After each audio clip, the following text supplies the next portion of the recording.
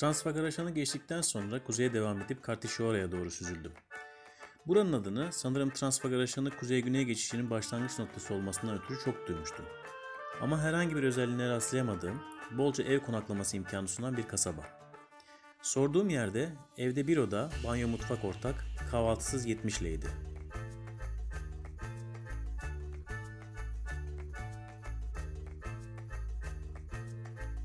Kasaba demişken Romanya'da gördüğüm yerleşim yerlerinin çoğu kasaba ölçeğindeydi. Ana yolları kullanmadığım içindir belki. Bu kasabaların çoğunda tipik bir mimari hakim. Yurt dışında çalışanların çoğu gelip kendi ülkelerine ev yaptırıyormuş. Ve bu yeni evlerde de aynı mimariyi koruyorlar.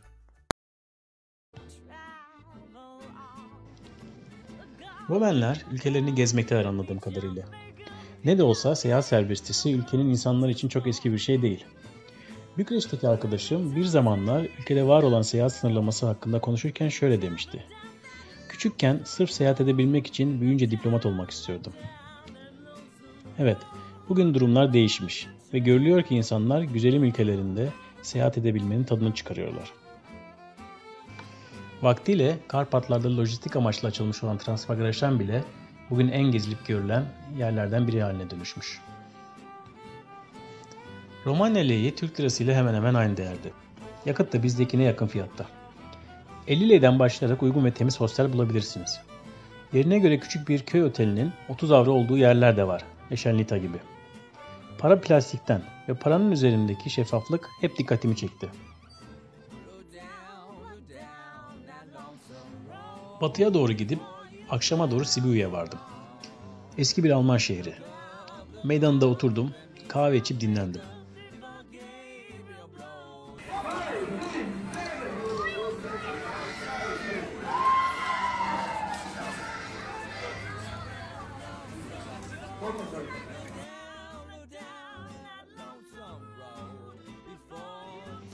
Kalacak yerimi ayarladım. Eskişehir'in merkezinde tavsiye edebileceğim Old Town Hostel isimli bir hostelde kaldım. Akşam hosteli çekip çeviren arkadaş ve bir Alman yolcu ile birlikte akşam yemeği hazırlayıp yedik, içtik, sohbet ettik. Son Alman arkadaşla çıkalım şehri biraz dolaşalım dedik ama şehri saat 23'te kapatmışlar. Hakikaten her yer kapalı ya da toparlanıyor. Neyse açık bir yer bulduk. Harika, eski tarz döşenmiş bir pub. Sanırım Pangea Hostel'in yanından giriliyordu. Adını hatırlayamadım. Orada biraz zaman geçirdik. Yorgunluk ağır bastı ve uyumaya gittim. Sabah yönüm Bikaz Kanyonu'ydu. Bir Alman şehri olan Mediaș, bir ortaçağ şehri olan Sighișoara üzerinden. Sighișoara için Avrupa'nın Orta Çağ'dan bu yana en az değişen ve kesintisiz yerleşimin devam ettiği şehri dediler.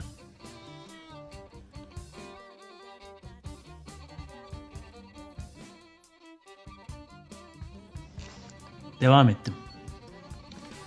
Fazla mı şehirlerdeydim yoksa Romanya'nın medeni yani şehirli olması ile ilgili miydi bu? Bilmiyorum.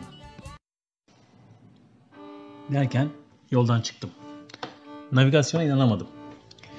Romanya'da ilk defa duble bir yolda giderken bana aniden sola dön dedi. Baktım orada yol yoktu. Yine de sürdüm. Yanından tren yolu geçen bir köyün içerisinden geçip stabilize bir yola çıktım. Tarlaların arasından geçtim. Ardından önce bozuk, sonra nispeten iyi durumdaki, kuş uçmaz, kervan geçmez, virajlı asfalt yollarda sürdüm. Kuş uçmaz derken bir ara baktım tepemde yırtıcı bir kuş. Az sonra ilk defa devreye atan bir polis arabası gördüm. Şaşırdım. Derken bu tenhalığın içinde küçük bir köyden geçtim. Geçerken bir binanın üstünde NATO bayrağı gördüm. Bu polise bir açıklama oluyordu. Asfaltı güzel, yeşilliği gani, virajlı orman yolları başladı. Sonra yolda tabelalar iki dilli olmaya başladı. Romence ve Macarca. Buralarda biraz daha Batı Avrupa havası vardı diyebilirim. Kızılgöl'e vardım. Bikaz Kanyonu ise biraz ilerideydi. Bikaz Kanyonu'na fotoğraflarından görüp beğendiğim için gelmiştim. Fotoğrafların yanıltıcı olabileceğini bir kere daha anladım. Burası güzel bir kanyon ama çok kısa. Hatta bir süre buranın bir Kaz Kanyonu olduğundan emin olamamıştım.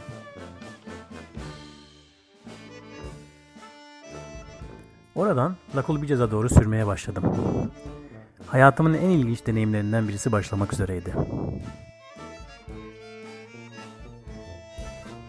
İnsan her zaman aklından geçirdiğinde dikkatli ve özenli olmalı. Aklınızdan geçirdiğiniz önünüze gelebilir. Romanya'da sürerken kiliselerden çok manastırların fazla olduğu dikkatimi çekiyordu. Birkaç kere aklımdan ya şu manastırların birinin bahçesinde bir gece konaklasam diye geçirdim. Bilirsiniz, manastırların çoğu inziva yerleridir ve konumları sakin, güzel bir doğadadır.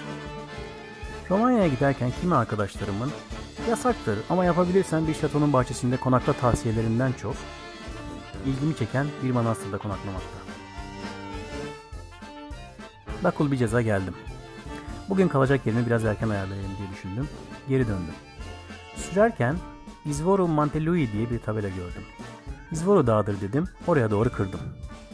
Güzel bir köyün içerisinden geçtim ve Parcul Național Șahlău Ulusal Parkı'nın kapısına geldim. Önceki ulusal parkta bariyerden öteye motorla geçmek yasaktı ve mümkün değildi. Ama bu parkta bariyer açıktı. Gişede ve danışmada kimse yoktu. İngilizce herhangi bir yazı da yoktu. Tabelayı görmedim. Araçla girmenin yasak olduğunu anlamadım dedim kendi kendime ve parkın içine doğru sürmeye başladım.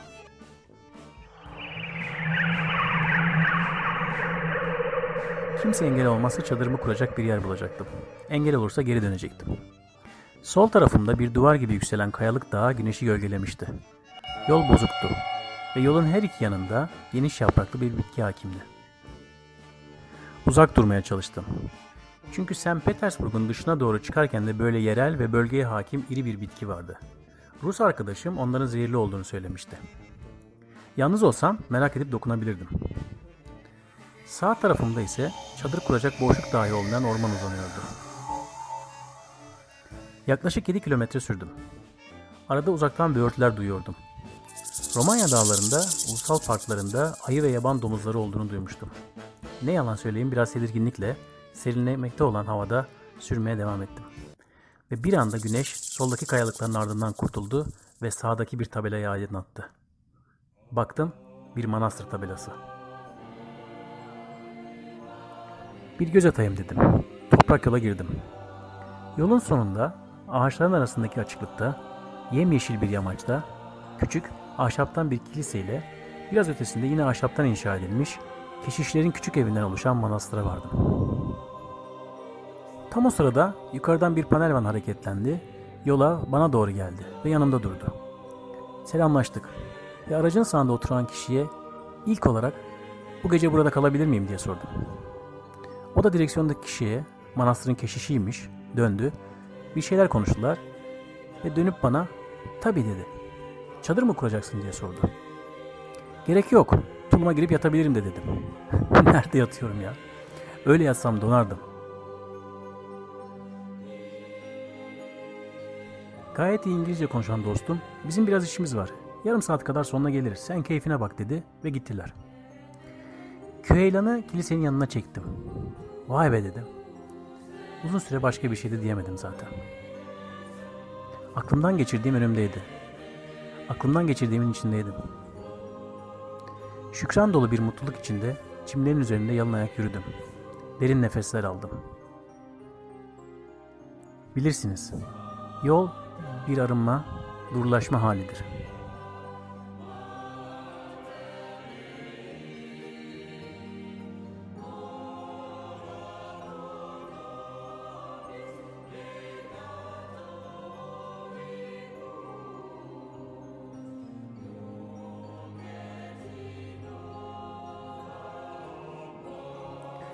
Manastırın bahçesinde bir sahra tipi çadır, bir de büyük bir kamp çadırı olduğunu gördüm.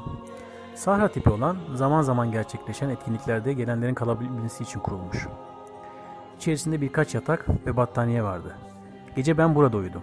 Yatakta, tulumun içinde, battaniyenin altında. Ancak yetti. Derken dostum Dragos ve keşiş geldi. Dragos da yolda geçtiğim, hatta yakıt alıp biraz oyalandığım bir başka şehirde papaz olarak görev yapıyormuş.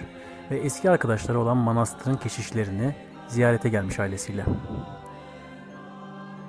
O olmasaydı keşişlerle kolay anlaşamazdım herhalde. Az önce sağdıkları sütten ikram ettiler. Mis. Akşam yemeğine davet ettiler. Teşekkür edip kabul ettim. Ateş yanarken çevreye bakındım ve tadını çıkardım. Izgarada yemeğimiz pişerken ev yapımı rakı ve meşe fıçılarda bekletilmiş şarap ikram ettiler. Ben de 2 keşiş, dostum Dragos, eşi ve 5 oğluna yanımda getirmiş olduğum nazar boncuklarından birer tane hediye ettim. Ateşin başında bol bol sohbet ettik. Yolun kenarındaki o geniş yapraklı bitkilerin aslında şifalı bir bitki olduğunu, baş ağrısında başın üstüne konduğunu öğrendim. Delikanlılardan da en büyük ikisi gayet iyi İngilizce konuşuyordu. Gecenin soğuğu başkaydı. Düşünün, Dragos ve ailesi kar tulumları içindeydiler. Bir ara zangırdamaktan konuşamadım. Motora gidip üstüme kalın giysilerimi aldım. Sohbetin bir yerinde Dragos, konuşurken bir türlü gözümü alamadığım dağı gösterip, "Yarın bu dağa tırmanacağız," dedi. Orada da vaktiyle bir süre kaldığı ve inşaatında da çalıştığı bir başka manastır varmış. Ailesine orayı göstermek istiyormuş. "Olur, ben de gelirim. Yetişeceğim bir yer yok," dedim. Ertesi sabah harika bir kahvaltıdan sonra yola koyulduk. Delikanlıların en küçüğü 6 yaşındaydı ve hepsinin aralarında 2 yaş kadar vardı.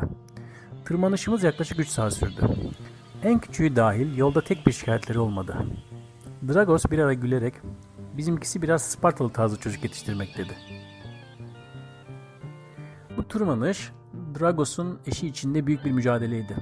Birkaç yıl önce geçirmiş olduğu ciddi kaza ve sonrasındaki halen etkileri devam eden operasyondan sonra ilk defa kendisini bu kadar zorluyordu. Başardı.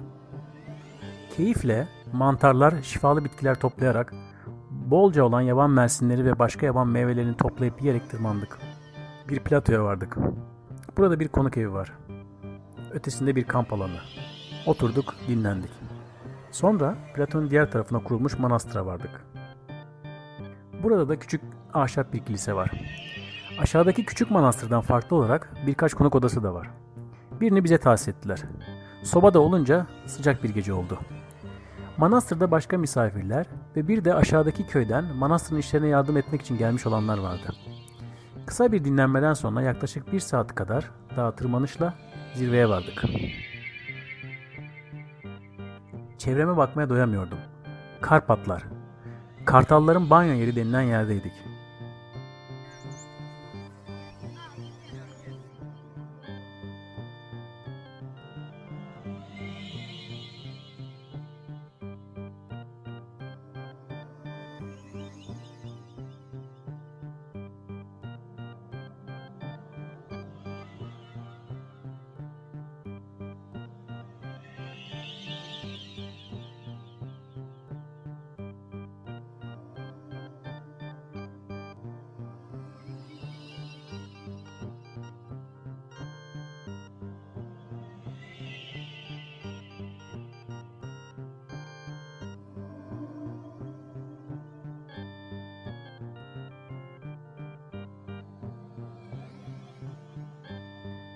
Manastıra döndük. Herkes kendi alemine çekildi. Dragos, keşişler ve rahibeler yaklaşık 3 saat süren akşam ibadetlerine başladılar. Ben bir kaya buldum ve uzun uzun Karpatlar'da gün batımını seyrettim.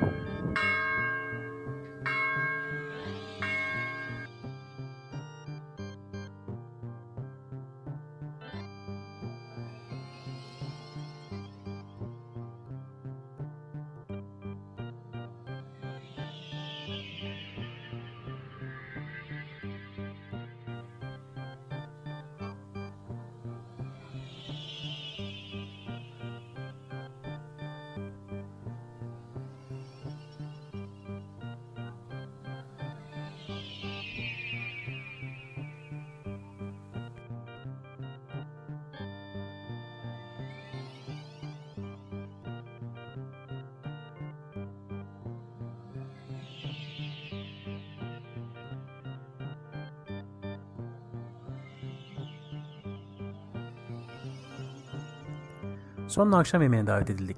Yedik, içtik, sağ olsunlar. Sofra hep beraber toplandı.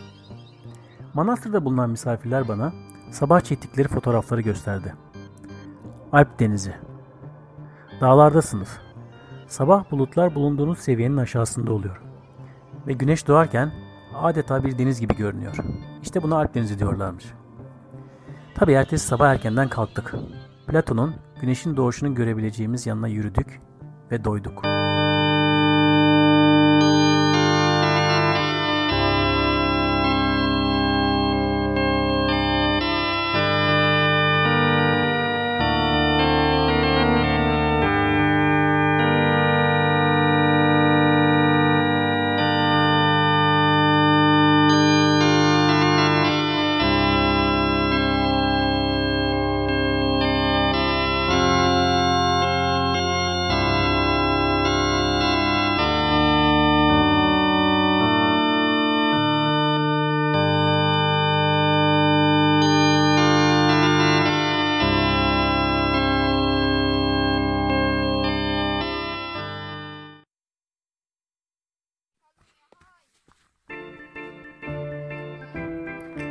Aşağıdaki manastıra inişimiz yine 3 saat kadar sürdü. Keşişlerden küçük olanı, bu manastırda abi kardeş 2 keşiş kalıyor sadece, bizi müthiş bir kahveyle karşıladı. Taze süt hatırlatmama gerek yok sanırım. Yol yorgunluğundan olduğunu sanmıyorum. Hayatımda içtiğim en güzel kahve diyebilirim. Bunu ona söyledim. Övünmek gibi olmasın, harika kahve yaparım dedi. Gülüştük. Sadece gülüştük mü? Çayırda ufaktan güreş de tuttuk. Spor yaptığımı duyunca bana gücünü göstermek istedi. Hakikaten demir gibi bir adamdı.